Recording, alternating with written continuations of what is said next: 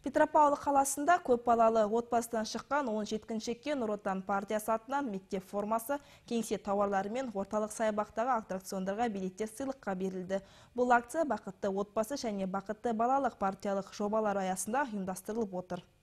Облыс орталығында 5 жыл бұрын Қызылжар аналары қоғамдық бірлестігі құрылған болатын. Бүгін оның құрамында 340-қа жуық бала тәрбиеленетін 30 көп балалы отбасы бар. Көбіне олар жалғыз басты аналар мен тұрмысы төмен отбасылар. Нұр Отан партиясының өкілдері осы көмекке мұқтаж жандарға өз көмектерін көрсетті.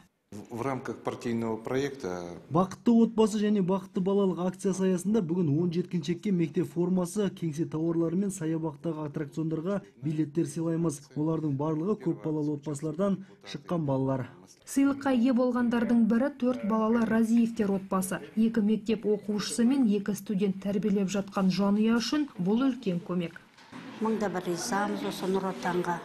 Қызым менің Айнагүл 7-8 жыл осы Нұр Отанда көмегін всегда алып тұрады. Бүгінгі мінеке киім-кешек көп, рахмат.